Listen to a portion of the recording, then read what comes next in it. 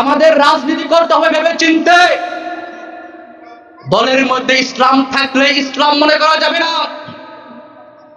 যারা সাহাবায়ে কেরামের সমালোচনা করে, যারা সাহাবায়ে কেরামের সমালোচনা করে বই বিভক্ত করেছে, তারা ইসলামী দলের কেউ হতে পারে না, কথা ঠিক কিনা? তাদেরকে আমরা ইসলামী দল বলতে পারি না, কথা ঠিক কিনা? তোমাদের শুধরাইতে হবে, তোমাদের তওবা করতে হবে, সাহাবায়ে কেরামের ব্যাপারে সুস্থ আকীদা তোমাদের লালন করতে হবে, কথা ঠিক কিনা? সাহাবায়ে কেরামের বুক এমন বুক ছিল যে বুক দ্বারা সরাসরি আল্লাহ রাসূলের সাথে মুআলাকা করেছেন। সাহাবায়ে কেরামের কান এমন ছিল যে কান দ্বারা সরাসরি রাসূলের কথা শুনেছেন। বলেন আল্লাহু আকবার। অতএব মুসলমানরা, তোমাদেরকে জানিয়ে দিতে চাই, সাহাবায়ে কেরামের বিরুদ্ধে যারা বক্তব্য দিবে, সাহাবায়ে কেরামের বিরুদ্ধে যারা বই লিখবে, সাহাবায়ে কেরামের বিরুদ্ধে যারা পুস্তিকা লিখবে, সাহাবায়ে কেরামের বিরুদ্ধে যারা প্রবন্ধ লিখবে, সাহাবায়ে কেরামের সমালোচনা যারা করবে, তাদের প্রবন্ধ, তাদের লেখা, তাদের বক্তব্য ময়লার ঝুড়িতে নিক্ষেপ করতে হবে, ডাস্টবিনে নিক্ষেপ করতে হবে, কথা ঠিক কিনা? আবু বকর সিদ্দিক রাদিয়াল্লাহু তাআলা আনহু সর্বপ্রথম ইমানদার পুরুষ। ত্যাগ ইসলামের জন্য কি পরিমাণ ছিল! সব ছেড়ে সালার পোশাক পরতো। কিসের পোশাক পরতো?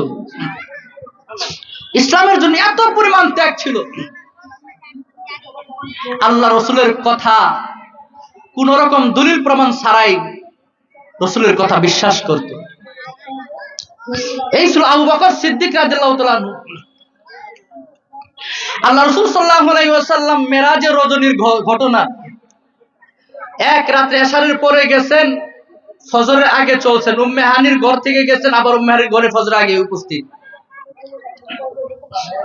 সেই বাইতুল মুকাদ্দাস গেছে, সেখান থেকে আল্লাহ আসমানে নিয়েছেন, সকল আসমান আল্লাহ দেখিয়েছেন, জান্নাত দেখিয়েছেন, জাহান্নাম দেখিয়েছেন, অন্যান্য নবীদেরকেও দেখিয়েছেন। এই ঘটনা ফজরের সময় আইসা বলছেন, কাফেররা কয় পাইছি, মুহাম্মদ পাগল বানানোর একটা কারণ পেয়ে গেছে। নাউজুবিল্লাহ, জোরে বলেন। কাফেররা খুশি। সর্বপ্রথম আবু বকরের বাড়িতে গেছে, হে আবু বকর, বলো তো এই রাত্রে ইমুক ইমুক জায়গায় যাওয়া কি সম্ভব কিনা সশরীরে?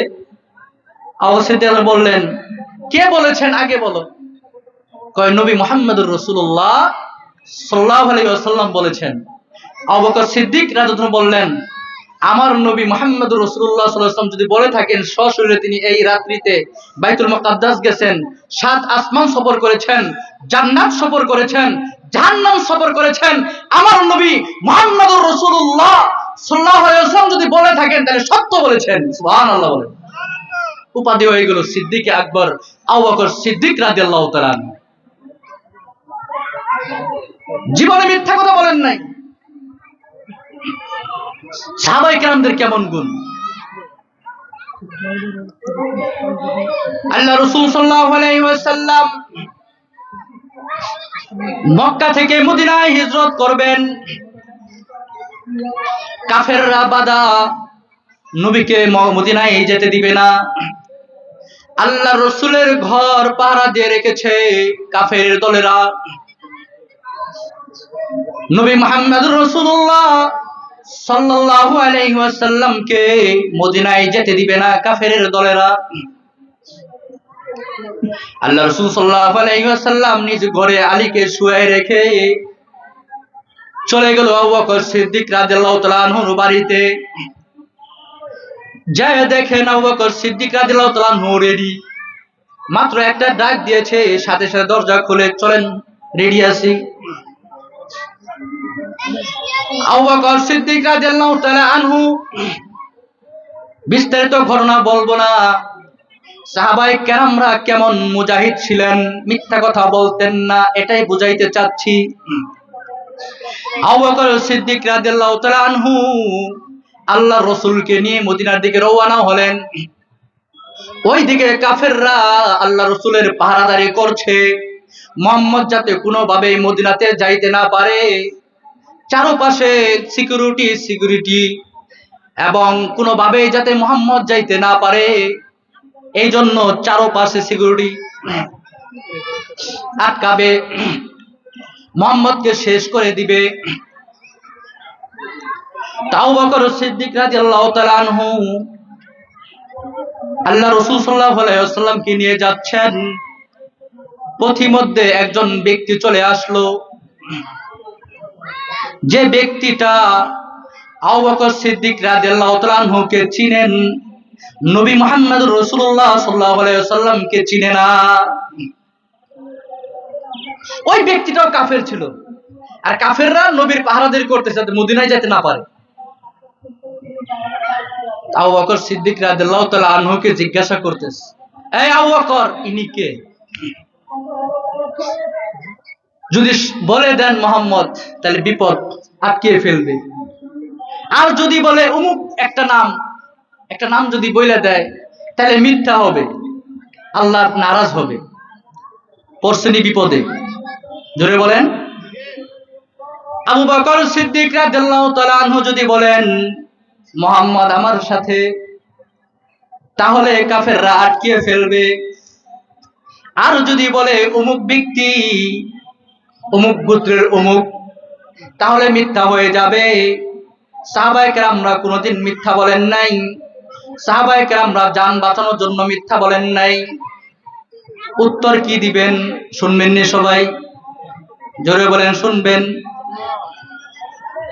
আবু বকর সিদ্দিক রাদিয়াল্লাহু তাআলা আনহু ভাবতেছেন, যদি নাম বলে দেই তাহলে নবীকে ধরে ফেলবে, আর যদি অন্য একটা নাম বলি তাহলে মিথ্যা হয়ে যাবে, কি করা যায়? আবু বকর সিদ্দিক রাদিয়াল্লাহু তাআলা আনহু উত্তর দিলেন, হাদার রাজুলু ইয়াহদিনিত তরিক, হাদার রাজুলু ইয়াহদিনিস সাবিল। বলেন সুবহানাল্লাহ। তখন আবু বকর সিদ্দিক রাদিয়াল্লাহু তাআলা আনহু উত্তর দিলেন, এই ব্যক্তি আমার রাস্তা দেখায়। সুবহানাল্লাহ বলেন। মিথ্যা হইছে? তো সাহাবায়ে কেরাম জীবনের নাজুক মুহূর্তেও কোনোদিন মিথ্যা বলেন নাই, এরই নাম হলো সাহাবায়ে কেরাম। সুবহানাল্লাহ বলেন। এই জন্য আমাদের ঈমানটাও সাহাবায়ে কেরামের ঈমানের মতো হতে হবে। কাদের ঈমানের মতো?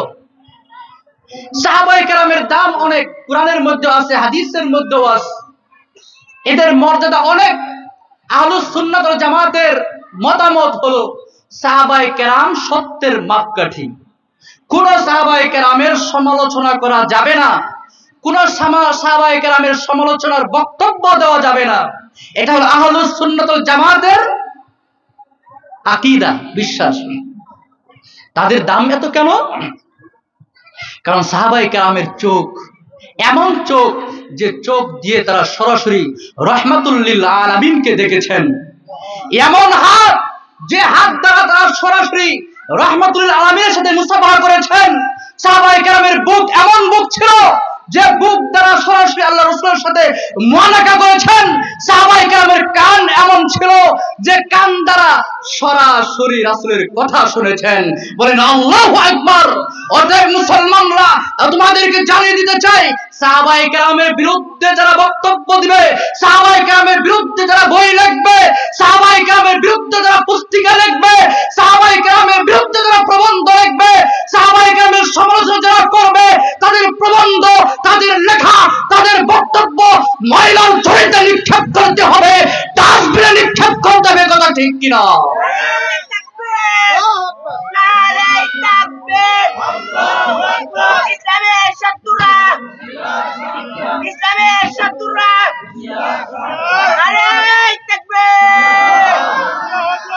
প্রিয় ভাইয়েরা আমার, আমাদের রাজনীতি করতে হবে ভেবে চিন্তে। দলের মধ্যে ইসলাম থাকলে ইসলাম মনে করা যাবে না। যারা সাহাবায়ে কেরামের সমালোচনা করে, যারা সাহাবায়ে কেরামের সমালোচনা করে বই লিপিবদ্ধ করেছে, তারা ইসলামী দলের কেউ হতে পারে না। কথা ঠিক কিনা? তাদেরকে আমরা ইসলামী দল বলতে পারি না। কথা ঠিক কিনা? তোমাদের শুধরাইতে হবে, তোমাদের তওবা করতে হবে, সাহাবায়ে কেরামের ব্যাপারে সুস্থ আকীদা তোমাদের লালন করতে হবে। কথা ঠিক কিনা? আল্লাহ পাক রব্বুল আলামিন আমাদের সবাইকে হুব্বে সাহাবা, সাহাবায়ে কেরামের ঈমানের মতো ঈমান আনয়ন করবার তৌফিক দান করুন।